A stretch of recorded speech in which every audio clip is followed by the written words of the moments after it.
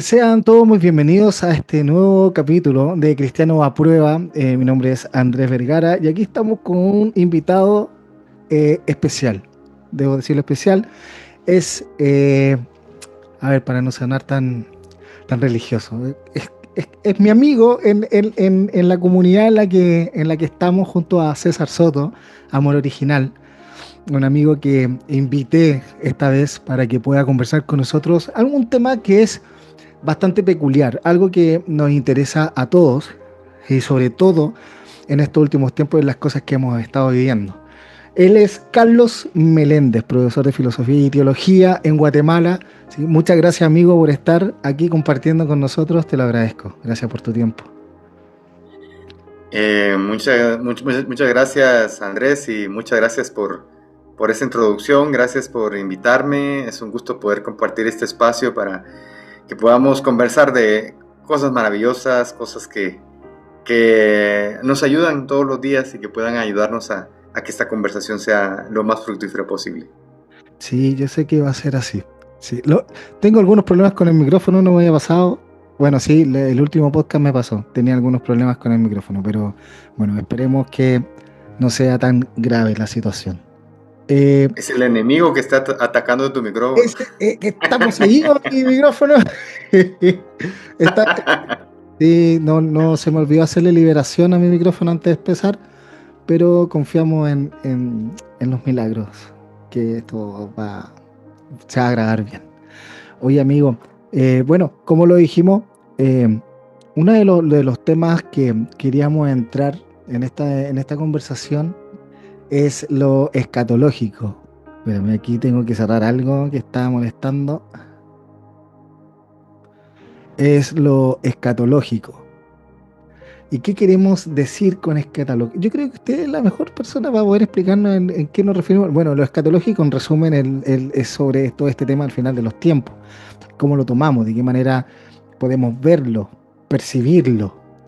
Y yo soy un gran consumidor de TikTok. Yo no sé si usted. Y de repente me topo con cada tema.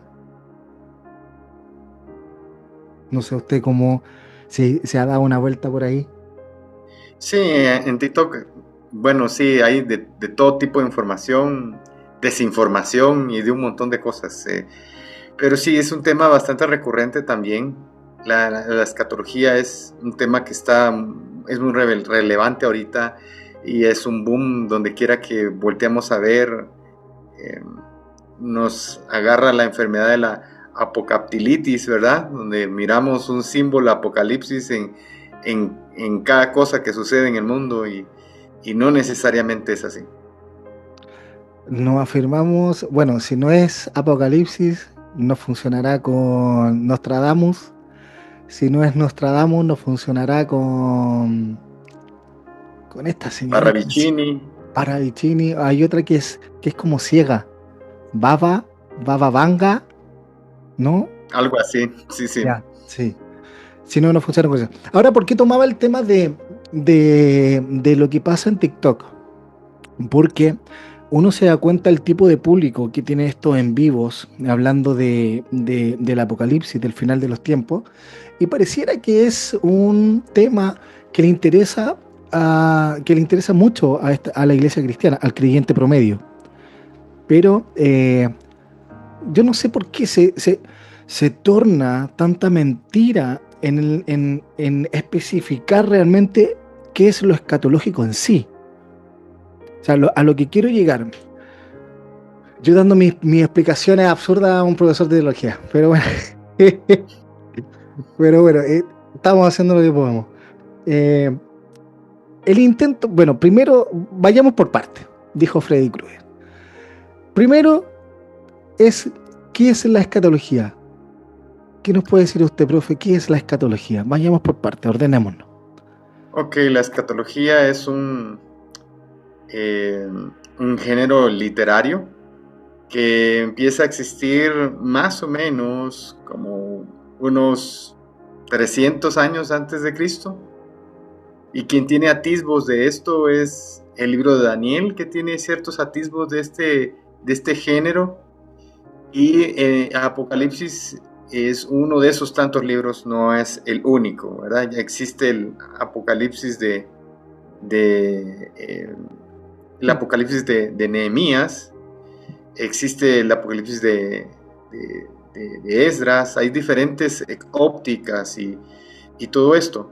Nace básicamente también el Apocalipsis que nosotros conocemos, porque de alguna manera los esenios tenían una costumbre, y esa costumbre era que se autoatribuían las profecías del Antiguo Testamento en su propia generación. Y para esto hicieron algo que se llaman los pesherín o los comentarios de Habacuc, por ejemplo. Hacen comentario de este libro. En los escritos que se encontraron en Qumran se encontró este libro que es un pesherín o un comentario a Habacuc, donde tenían la costumbre de autoatribuirse las costumbres, las profecías, mejor dicho, de Habacuc a su propia generación. Y entre estas hay dos elementos bastante importantes. Está alianza nueva o nueva alianza y maestro de justicia. Son dos elementos que se repiten mucho dentro de este comentario. Y nosotros encontramos después en el Nuevo Testamento que hay toda una gama de versículos que hablan precisamente de de Jesucristo como este maestro de justicia, y también de esta nueva alianza que está de moda en el Nuevo Testamento.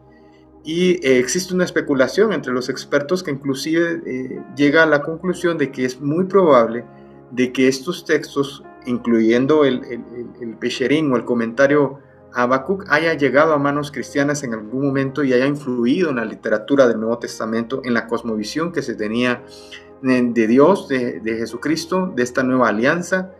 Y también esto también le da forma, y de alguna manera cuando llega al libro de Apocalipsis, los cristianos hacen una mezcla entre el libro de Daniel y también su propia perspectiva. Lo que es el libro de Apocalipsis es el libro más judío que puede existir en la Biblia, porque contiene muchísimo simbolismo de muchos de los libros que son sagrados para ellos, inclusive algunos libros que no tomamos en cuenta dentro de nuestras tradiciones cristianas. Por ejemplo, el libro de Enoch y otros libros que resuenan mucho, que son contados como apócrifos. Apócrifo no es algo malo, no es que necesariamente apócrifo sea igual a error o igual a que algo está mal, sino que apócrifo es son libros que tienen también herramientas y tienen también instrumentos literarios que son útiles también para el Nuevo Testamento. Por ejemplo, el famoso versículo que tanto nos gusta de 1 Corintios 2:9, donde Pablo dice, porque cosas que ojo no vio, ni oído escuchó, ni han subido a corazón de hombre, son las que Dios tiene preparadas para aquellos que le aman. No es un versículo original de Pablo, sino que surge en estos comentarios, ¿verdad? Como el Apocalipsis de Nehemías contiene este pasaje. Entonces Pablo lo toma como una herramienta literaria para poder explicar un principio espiritual, digámoslo así, un principio de fe, pero no tiene otra intención más que esa. Entonces los libros apócrifos son muy valiosos porque se convierten en una herramienta periodística, se convierten en una herramienta útil para los escritores del Nuevo Testamento, para poder echar mano de ahí y poder explicar ciertas cosas que ellos querían explicar a las comunidades de fe a las que se dirigían. Por ejemplo, que en el libro de Judas se menciona el arrebatamiento de los huesos de Moisés al cielo, es algo que está en el libro de Enoch. Entonces, de alguna manera, como en ese tiempo no existía el internet, ¿verdad? Como hoy tenemos internet y buscamos ahí qué pasó el 6 de mayo de 1999 y nos aparece una serie de noticias. Ellos no tenían eso, entonces ven los libros apócrifos como una herramienta periodística que les puede ayudar a ilustrar las cosas que ellos quieren ilustrar. No estaba primero de Wikipedia. Ajá, primero de Wikipedia 2.15 es un buen ejemplo. Entonces la apocalíptica es básicamente eso, es un género literario que intenta dar esperanza a una comunidad o a comunidades de fe específicas. Y esa comunidad de fe específica era lo que estaban viviendo los cristianos en el primer siglo. Esta persecución de Nerón, del Imperio Romano, al pueblo cristiano, bueno, que no sé si llamar cristiano el primer siglo, la verdad. Sí, es que cristiano es algo que es más genérico. Ya Sí, surge cuando está institucionalizado el cristianismo. Estamos hablando ya del finales del segundo siglo, principios del tercero. Ya es donde se empieza a formalizar más el término cristiano como tal. Me atrevería incluso a decir que es muy probable que Pablo y Jesús ellos mismos ni siquiera sabían que eran cristianos. O sea, ellos vivían su fe judía desde su judeidad e intentaban compartir eso desde ahí, desde la cultura, desde lo que ellos conocían. Después venimos nosotros los cristianos y les pusimos la etiqueta a ellos. Pablo es cristiano, pero ellos no sabían eso. O sea, la intención de Pablo no era voy a escribir Colosenses o voy a escribir, qué sé yo, alguna de sus cartas, y porque esto me va a hacer famoso, me va a disparar a la fama del cristianismo. Esa no era su intención, ¿verdad? Ni siquiera él sabía que iba a existir la Biblia, para empezar. Entonces, él desconocía muchas cosas. Y muchos de los creyentes, los evangelistas y todos ellos no tenían ni idea de esto que ahora estamos discutiendo en 2025. ni siquiera los rollos estaban separados por versículos. Pero el tema es que, bueno, se escribe este Apocalipsis, pero con un género literario que no lo hemos nombrado. Yo creo que es súper importante decirlo. El género literario del Apocalipsis es apocalíptico y no profético. Exacto, hay que hacer una diferencia bien clara, hay que hacer una frontera muy estricta y así como yo, si fuera de visita a Chile, hay ciertas cosas que migración me va a prohibir entrar al país y me va a decir, esto no pasa aquí, entonces no puedes hacerlo, ¿verdad? Entonces que yo quiera llevar algo de Guatemala como un tamal y pasarlo por la aduana sin, me van a decir, no, esto no pasa aquí. Entonces esa frontera es la que tenemos que hacer. Apocalíptica intenta hablar del Dios de la historia, ese es su propósito. Vamos a hablar de Dios como el Dios de la historia y vamos a traer, a mencionar que más adelante, en este futuro que todavía no podemos ver, Dios sigue reinando. Esa es su intención última, es mostrar, hablar de que Dios es el Dios del tiempo y de la historia. La profecía, por otro lado, que pensamos que los profetas se ponían a profetizar a cada rato, pero realmente cuando analizamos los textos del Antiguo Testamento, solo entre el 10 y el 20% de lo que decían era profecía futura y lo demás era denuncia profética, que hay que hacer otra salvedad ahí, otro paréntesis. La denuncia profética, básicamente el trabajo de los profetas era anunciar el pecado de los gobernantes y anunciar el pecado del pueblo y gritarlo en las calles donde Dios les anunciara que tenían que hacerlo, lo hacían. Ese era su oficio. Y solamente el 10% de todo su mensaje tenía que ver con el futuro. De alguna manera nosotros ahora estamos enamorados de la profecía como algo que va a suceder siempre, lo pensamos a futuro. Entonces, de alguna manera esto perjudica nuestra manera y nuestro sesgo de poder ver la escritura. Entonces, es necesario hacer esa salvedad, esa aclaración de que los profetas no andaban profetizándole a todo el mundo en la calle. No era su oficio. Su oficio era anunciar el pecado que habían cometido los gobernantes y que se habían apartado de Dios, y lo mismo el pueblo. Entonces, Era la voz de la justicia en el fondo. sí, la voz de esa justicia que claman, ¿verdad? El pueblo esperaba. Exacto. Esa voz que esperaban en Jesús también. Porque ahí también hay un tema con Jesús de si es el Mesías o no es el Mesías, si el Cristo o no es el Cristo. Pero Sí, ahí nos vamos para otro lado. sí, nos vamos para otro lado. Entonces, básicamente esa es la diferencia entre la labor profética y la labor escatológica, apocalíptica. Tenemos a un pueblo oprimido por el Imperio Romano en el siglo I. Tenemos a un escritor que no necesariamente es Juan el Juan que conocemos de Primera de Juan, Segunda de Juan. Tenemos a otro Juan que no tiene que ver con los apóstoles, que los estudiosos académicos postulan que el escritor del Apocalipsis no es el Juan que conocemos como de los 12, sino que es otro Juan, porque esta manera de escribir que tiene este Juan es mucho más tosca que el apóstol amado, el apóstol que tenía, el médico, sino que este es un poco más tosco, tenía ciertas repeticiones, tenía un lenguaje más primitivo. Y arma este Apocalipsis según en el pueblo que estaba siendo perseguido, que tenía problemas. Bueno, sabemos que Roma tenía una creencia politeísta, tenía su panteón con sus dioses, Zeus y bla, bla, bla.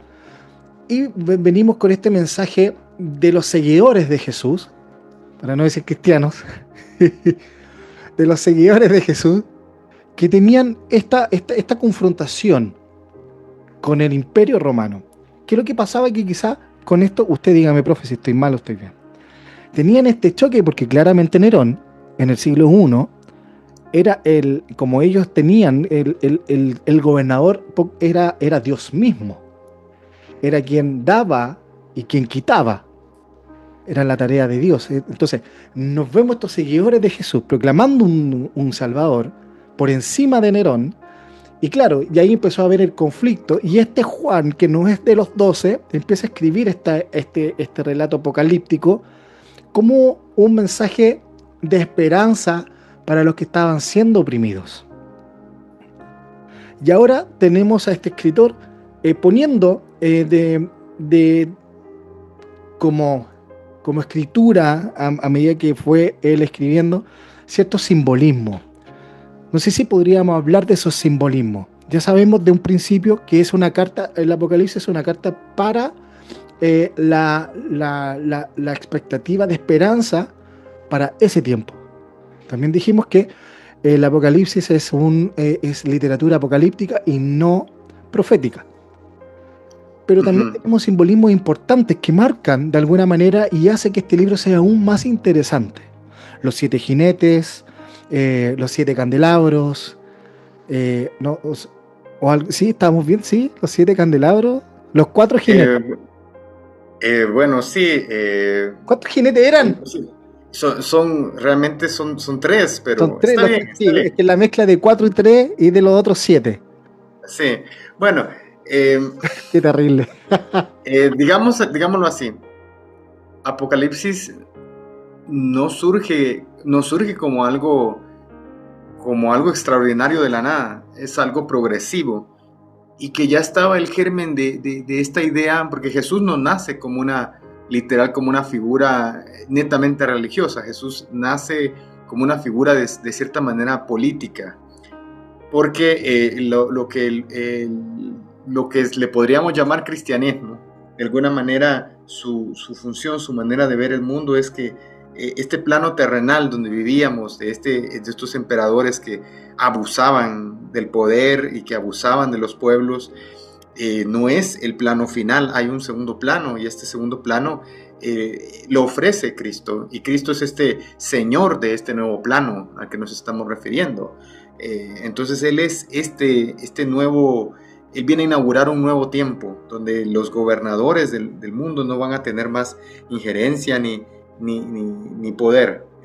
Un ejemplo que tenemos de esto, que te acabo de mencionar, es la famosa narrativa de Marcos capítulo 5, versículos del 1 al 20, donde encontramos el famoso paraje de el endemoniado gadareno, ¿verdad? O de Gadara. Sí. Realmente este pasaje que ya nos memorizamos bien, de la Decápolis, de las cadenas, que él estaba en un cementerio, que estaba aprisionado y que Jesús lo libera. Este es un mini apocalipsis en sí mismo, este pasaje, porque hay que tomar en cuenta varios aspectos. Primero, Decápolis no es una ciudad, Decápolis es una región de 10 ciudades. Estas 10 ciudades son Damasco, Filadelfia, Ráfana, Citópolis, Gadara, Hipos, Dion, Pelag, Gerasa, Catana y Citópolis. Estas son las 10 ciudades. Pero lo más curioso de estas 10 ciudades es que ahí se menciona un cementerio. Y la única ciudad de todas esas que tiene un cementerio es la de Gerasa. Gerasa es el único de esos 10 pueblitos que contiene o tiene un cementerio. Entonces, ese es el primer aspecto que necesitamos tomar en cuenta. El segundo aspecto que necesitamos tomar en cuenta es que ahí se menciona que los cerdos van corriendo a un acantilado y se dejan ir de cabeza en el acantilado hacia el mar. Esto nos da a nosotros una mención muy parecida a lo de los carros del faraón, ¿verdad? Que son hundidos en el fondo del mar. Pero si nosotros analizamos geográficamente, el mar de Gadara está a 55 kilómetros de Gerasa, hasta 30 kilómetros del mar de Galilea y a 10 kilómetros de Gerasa. Así, eso es literal. Las fuentes de agua no están cerca. Entonces la primera pregunta que surge es, ¿será que el evangelista Marcos se fue corriendo detrás de los cerdos para ver que recorrieran todos esos kilómetros y tirarse al fondo del mar? No, son un símbolo. Sí. Entonces, otro de los aspectos que es muy importante remarcar de las varias cosas que menciona el texto es el hato de cerdos. El hato de cerdos se compone entre 150 y 300 cerdos, pero ahí se menciona de que son 2000. Entonces, 2000 cerdos. Cuando los cerdos también están bajo pánico, corren de manera dispersa, no de manera ordenada, ¿verdad? Como se ven ahí ordenaditos. También los cerdos son buenos nadadores, así que no se ahogan fácilmente. Entonces, la narrativa también es simbólica. Para los judíos, dentro del Talmud, el cerdo, para ellos los cerdos eran los gentiles. Entonces se estaban refiriendo literalmente a los romanos, sí, ¿verdad? Que formaban parte de esta problemática. ¿Quién nos da testimonio de esto que acabamos de mencionar? Pues Flavio Josefo en su libro 1990, volumen 3, y en la página 133 menciona algo que me llama bastante la atención. Dicho sea de paso, Flavio Josefo es el que dice que Marcos hace un buen trabajo con su evangelio, ¿verdad? Entonces eso lo dejamos ahí en paréntesis. Pero escuchemos lo que Flavio Josefo dice acerca de esta narrativa que acabamos de mencionar de este pasaje. Vespasiano, queriendo atacar Jerusalén por todos los lados, mandó a construir fuertes en Jericó y Abidá, donde colocó guarniciones mezcladas de tropas romanas y auxiliares.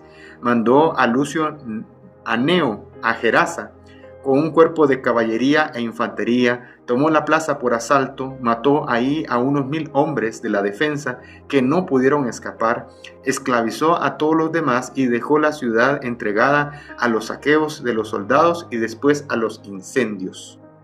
Entonces aquí encontramos todos los elementos de la narrativa de Marcos, con solo que ya con una amplitud del escenario. Y esto nos permite a nosotros ver que era una comunidad, muy probablemente Gerasa era un pueblo muy oprimido de agricultores, porque una de las señales que dejaban los romanos cuando saqueaban una granja, porque las barracas estaban en esos lugares donde estaban los soldados, entonces una de las señales que les permitía al imperio es ir a pedir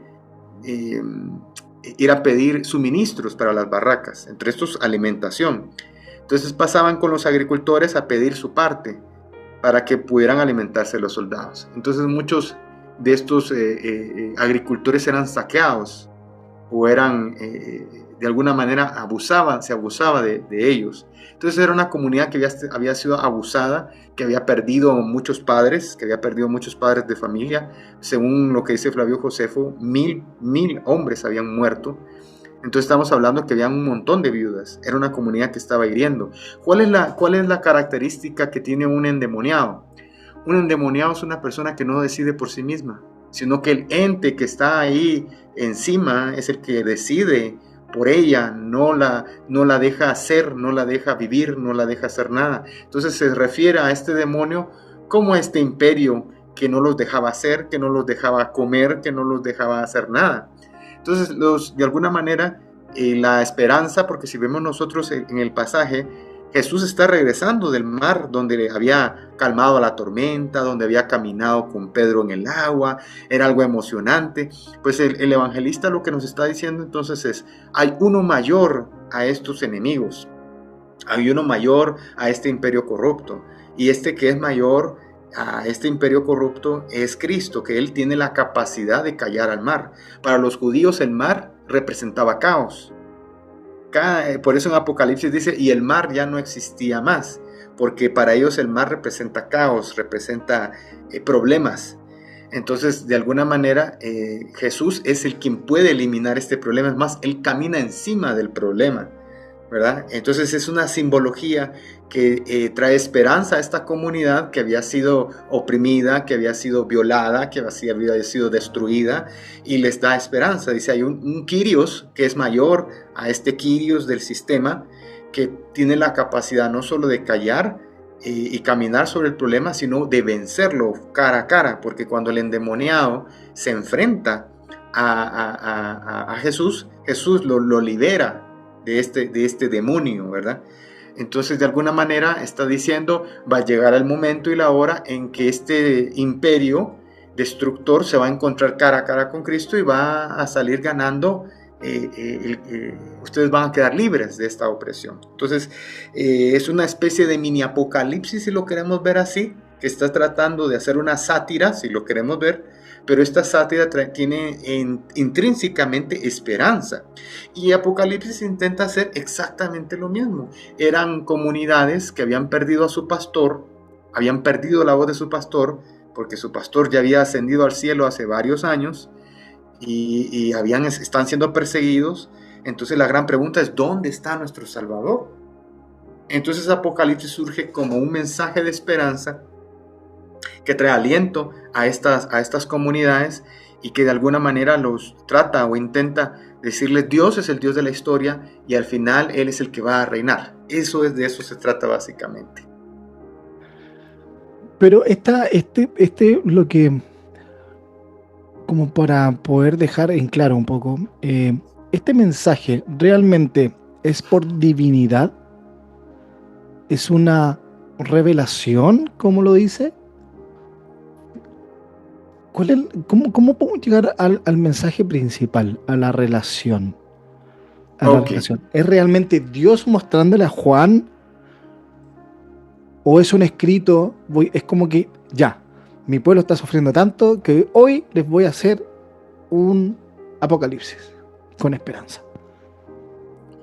Claro, aquí entran en juego varias cosas, y entre esos está la pastoral. La pastoral de estas comunidades, que de alguna manera, obviamente estamos hablando de pueblos, de comunidades que también habían seguido este texto o el texto bíblico por muchos años, y que cuando una persona se convertía, obviamente el texto se convertía en su base, su vida, para cualquier cosa que hacían. Entonces el texto es la respuesta a aquellos que están esperando en este Dios. Entonces, de alguna manera, el Apocalipsis, sí, para los cristianos, obviamente, el sentido del Apocalipsis es meramente de divinidad. Efectivamente, si nosotros vemos, Juan ni siquiera es el autor, dice que es el Apocalipsis de Jesucristo. Si leemos en el primer versículo, ¿verdad? No es el Apocalipsis de Juan, sino que es el Apocalipsis de Jesucristo. O sea, para darle ese nivel de autoridad, es el pastor quien le está hablando a sus ovejas. Es Jesús mismo. Es Jesús mismo hablándole a estas ovejas que estaban perdiendo la esperanza. El objetivo de Apocalipsis es leerlo en comunidad, leerlo en un aspecto litúrgico. No tenía la intención de que lo predicaran, es decir, que después de leerlo hay que interpretarlo, no, simplemente se leía y se tenía esa esperanza, ¿verdad? Una de las cosas que decía Piñero era eso, que este libro fue hecho para las liturgias. Exacto. Netamente litúrgico. Sí, esa es su intención máxima, ¿verdad? El ser litúrgico. Entiendo.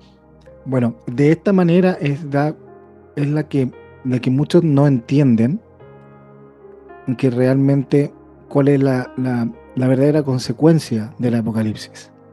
Bueno, Antonio Piñero deja como en claro de que el libro fue para un tema netamente litúrgico, para leerlo en comunidad. Pero ahora, ¿cómo podemos llevar a toda esta liturgia, toda esta historia, todo este preámbulo, cómo podemos llevarlo al día de hoy?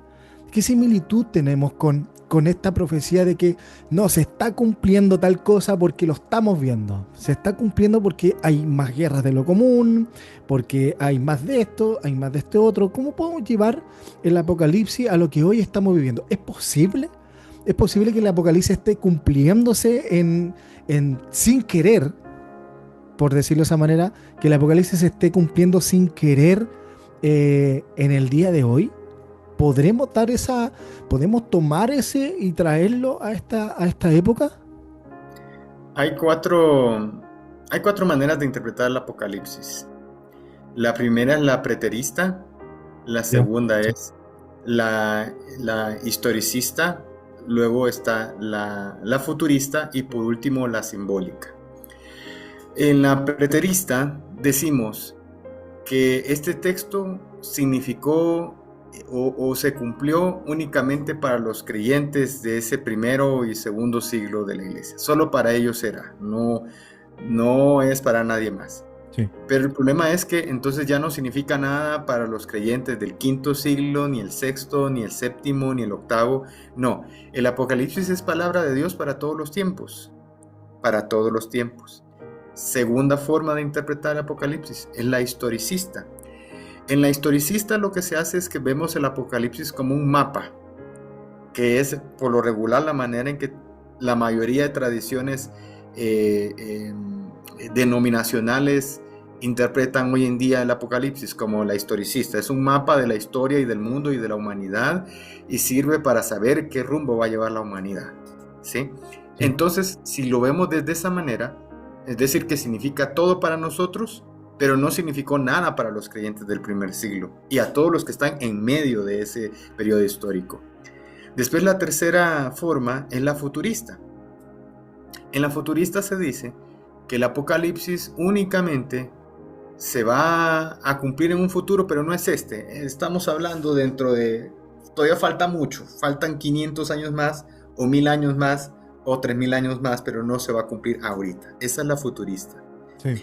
Y por último está la simbólica, que es la que yo particularmente apoyo. La simbólica es que este es un mensaje de esperanza para todos los creyentes de todos los tiempos, de todas las generaciones, y que nos da a nosotros esa esperanza de que Dios es el Dios de la historia y que Él es el quien va a reinar al final y que va a ser de la creación, su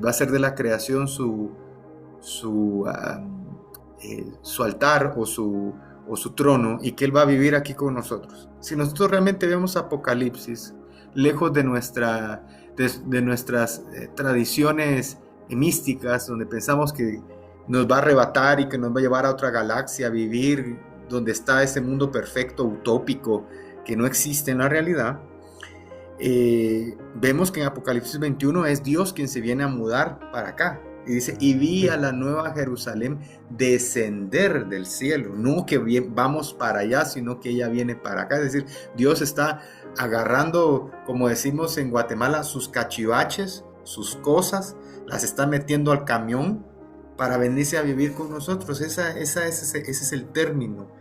Entonces, esa es la esperanza que tenemos en la fe, ¿verdad? Entonces, esas son las maneras de interpretarlo.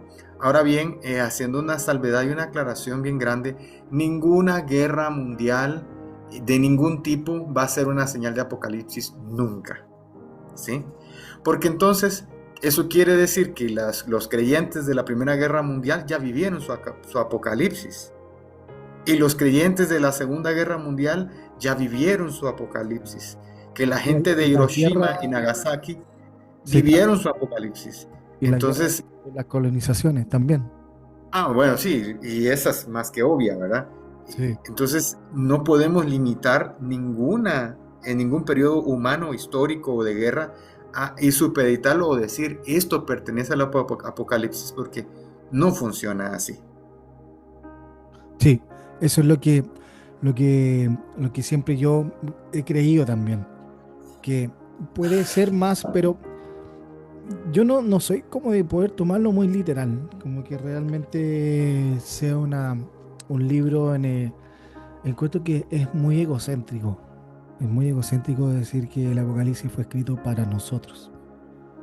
Cuando Sí, porque pensando que el libro fue realmente escrito para otros y para un pueblo que no somos nosotros.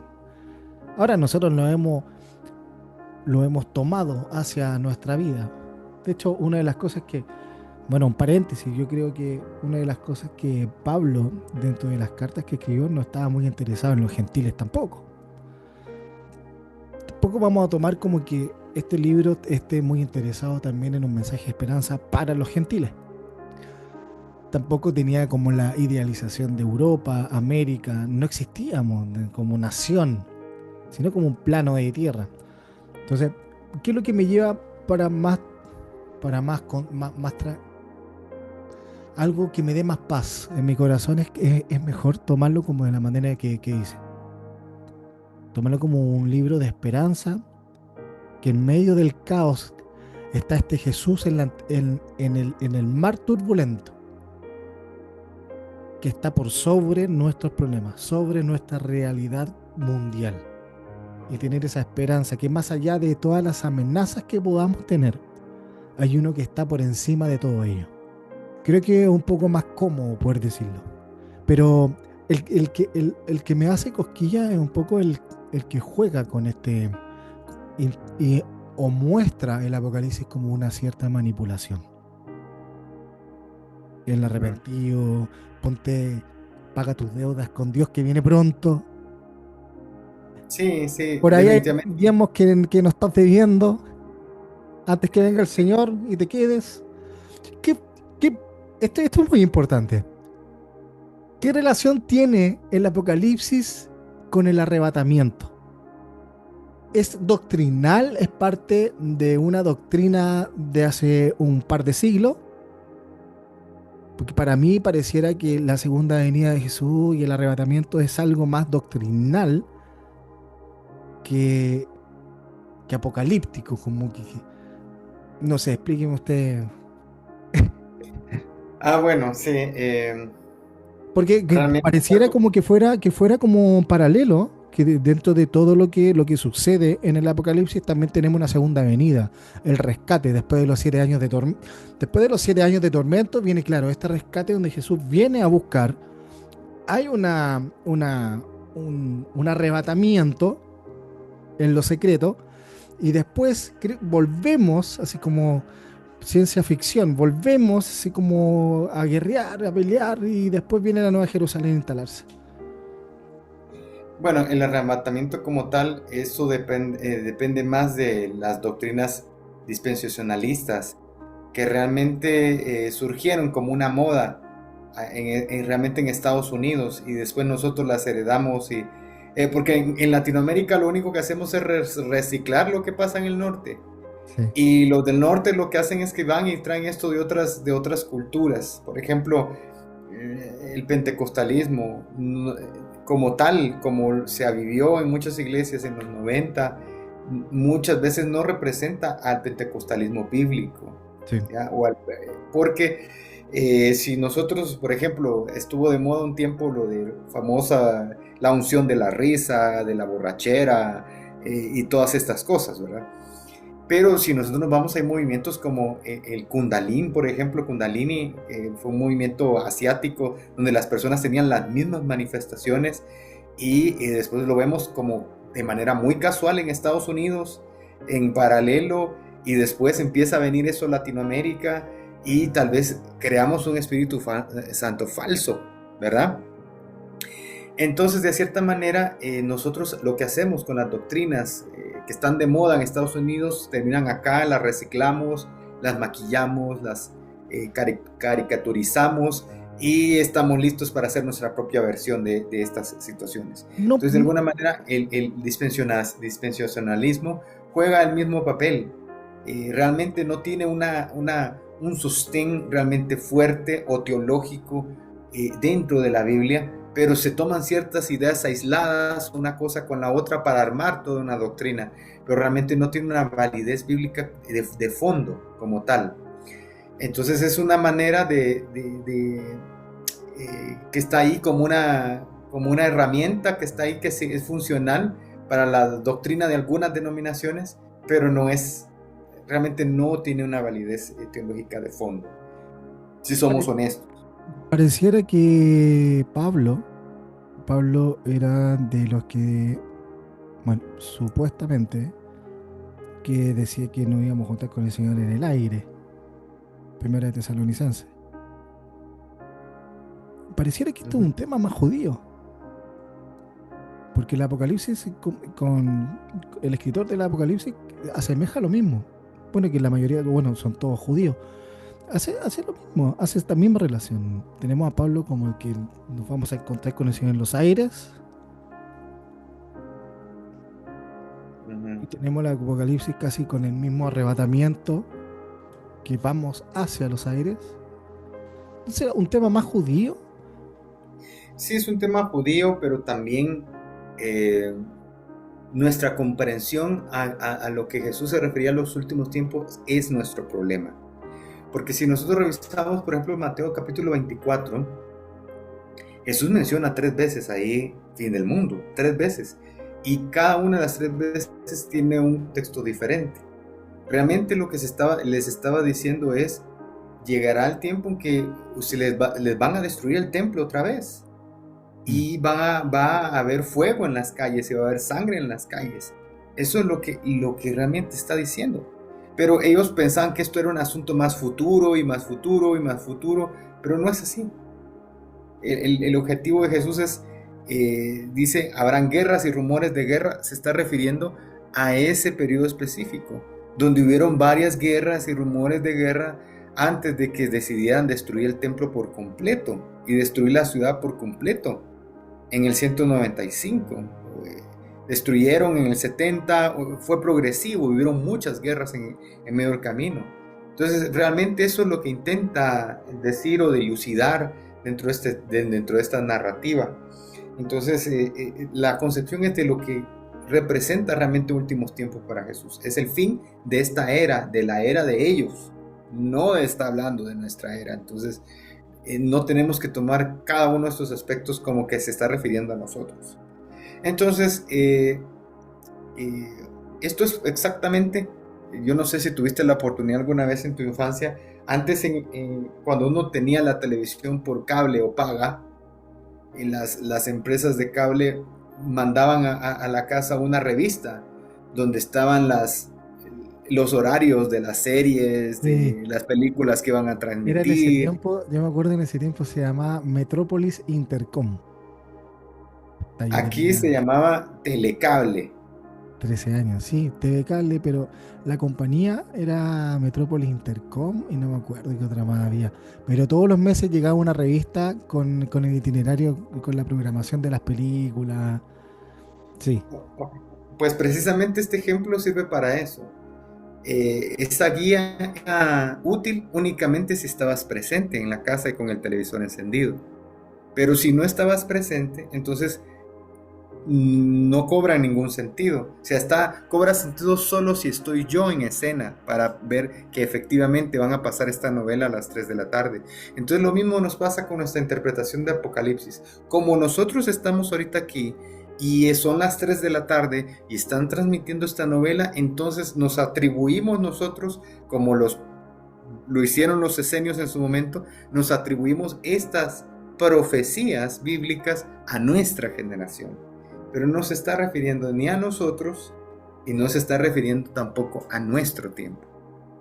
¿Qué pasará? Yo siempre me pregunto, predicadores, ¿dónde estudiarán? ¿Dónde se informarán? Porque realmente para muchos, y la gran mayoría, esto es ahora, ya, es en este tiempo, que el Apocalipsis fue escrito para nosotros, para esta generación. Entonces yo me pregunto, ¿qué líneas teológicas nos llevan a esto? Que algunos dicen que fue para el tiempo determinado, otros dicen que ya pasó y otros dicen que va a pasar. Entonces, ¿cuál es la línea teológica Bueno, aquí? bueno, aquí el problemita central, el problema central es de que eh, para, para ser predicador hoy en día no se requiere estudio, simplemente llamado, dicen, ¿verdad? Únicamente llamado y nada más, El no se Espíritu necesita. Santo me lo reveló. Exacto, entonces sin darse cuenta que estamos tocando un libro que no se escribió en nuestro país, Mm. que no se escribió en nuestra cultura y que no fue dirigido específicamente para nosotros. No aparece ahí, este libro es para Carlos Meléndez o es para Andrés Vergara, no aparece ahí eso. Es escrito en un tiempo, en una temporalidad, en una cultura diferente. Y el problema que tenemos centralmente es que hacemos anacronismos con el texto. Y esos anacronismos es violar el texto. Cuando decimos este pasaje es para nosotros, este pasaje lo escribió Dios específicamente en 2025 para mí. ¿Ya? Entonces, esa es la central problemática. Y la siguiente es también que utilizamos mucho el método alegórico para interpretar la Biblia. El método alegórico es cuando yo empiezo a poner ejemplos desde mi, desde mi experiencia, desde mi bagaje de conocimientos, de experiencias familiares. Entonces ahí es donde la interpretación bíblica se puede volver intersubjetiva. Mm. Entonces el jefe utiliza versículos para manipular a sus empleados, los empleados utilizan versículos para acusar al jefe por la explotación que le hace, el esposo utiliza los versículos para manipular a su esposa para que le obedezca, y así sucesivamente, ¿verdad? Básicamente los malos utilizan la Biblia también para justificar sus actos, como lo hizo Hitler. Hitler también justificó, hay una teología de Hitler también, o sea, su cosmovisión de ver el mundo es el problema, y este antisemitismo se empieza a ver más fuerte cuando los cristianos se separan como secta también del judaísmo y empiezan a crear una teología independiente y empiezan a agarrar caminos diferentes. Entonces encuentran dentro de la problemática que el problema son los judíos, porque ellos fueron los que crucificaron al Señor. Entonces empiezan a buscar esta justificación para realmente, si podríamos decir que existe el diablo gana cuando vemos que el otro es el enemigo que tenemos que vencer. Cuando la maldad gana, ese es el verdadero Satanás. Cuando yo creo que el problema es las personas de tal nacionalidad o las personas de tal lugar o de tal denominación o de tal... ese es nuestro problema. Y justificamos nuestras teologías para odiar al otro, para despreciar al otro, para enterrar al otro, para discriminar al otro. Entonces creo que la unidad que Dios busca en la Biblia es una unidad en la diversidad.